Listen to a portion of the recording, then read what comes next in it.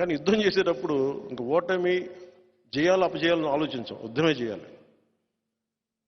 నాకు ఆ జ్ఞానం ఉంటుంది కదా, మనకు ఓట్లు పడతాయా పడవా అని. భీమవరంలో కూడా నాకు ఓడిపోతాను అర్థమైంది.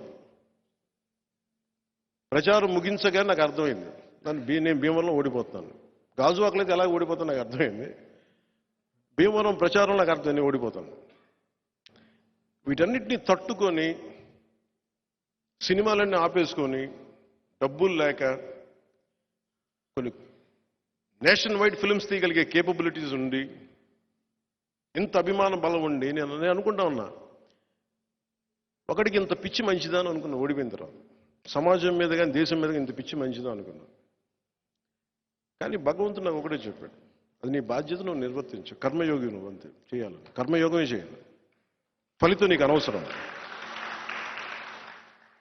పార్టీని ఎలా నడపాలో నాకు తెలియలేదు, డబ్బులు ఎక్కడి నుంచి వస్తాయి.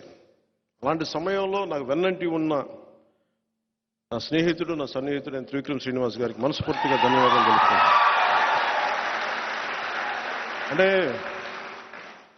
నేను సమాజం కోసం ఆలోచిస్తే నా కోసం ఆలోచించేవాడు ఒక ఉండాలి కదా. అలాగా వచ్చి నా కోసం ఒక వకీల్ సాబ్ అనే సినిమా చూపించి ఇది బాగుంటుందేమో చూడండి అంటే, అలాగా వచ్చి ఒక 3-4 సినిమాలు చేశాం. నా కోసం ఆయన స్క్రిప్ట్ రాసి, ఆయనకి ఏమాత్రం నేను పాలిటిక్స్కి వెళ్ళడం ఇష్టం లేదు ఆయనకి. కన్నా వ్యధ భరించలేక ఆయన జల్సాలో కూడా ఆ ఇంటర్వెల్ సీను నా కోపం, అది సగటు మనిషి తాలూకు కోపం. ఇంటర్వెల్ సీన్ అది. నేను చిన్నప్పుడు ఒక టీన్స్లో ఈ ఉద్యమాల వైపు వెళ్ళిపోదాం అనుకునేవాడిని. ఆ కోపం అట్లాగే ఉండిపోయి నా వ్యధ చూసి ఆయన కనీసం ఇతనికి సినిమాలు ఈ డైలాగులు రాసేస్తే ఆగిపోతాడేమో, పాలిటిక్స్ వెళ్ళడేమో అనుకొని జలసాల డైలాగులు రాశారు. దాని తర్వాత ఇంకా పెట్టిరిగిపోయాను నేను. సో సినిమాలు ఆగట్లా, ఇంకా ఆయన చేతులతో వదిలేసాడు, మీ ఇష్టం, మీరు ఏం చేసుకున్నా వల్లగా. అది అనడానికి తప్పదు కాబట్టి ఇంక ప్రయాణంతో ఆయన నన్ను భరిస్తూ ఉంటాడు. అలాగే నన్ను అండగా ఉన్న చాలాసార్లు అనిపిస్తుంది, నా కుటుంబం నన్ను ఎంత అర్థం చేసుకున్నారో నాకు తెలియదు, నా రక్తం ఎంత అర్థం చేసుకున్నారో తెలియదు.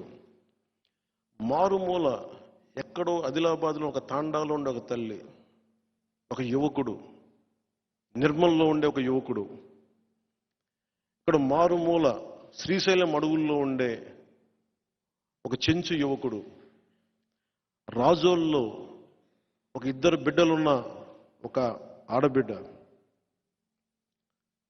మీరందరికీ నేను ఎంత తేలిక అర్థమవుతానంటే గుండెల్లో పెట్టుకుంటారు మీరు నన్ను. నేను చెప్పకర్లా, నేను ఏంటో నేను చెప్పకర్లా, కానీ ఒకసారి మా ఇంట్లో వాళ్ళకి నేను చెప్పుకోవాల్సి వస్తుంది నేనేంటో. బంధం దగ్గర కొద్దీ చూడటం కష్టంగా ఉంటుంది.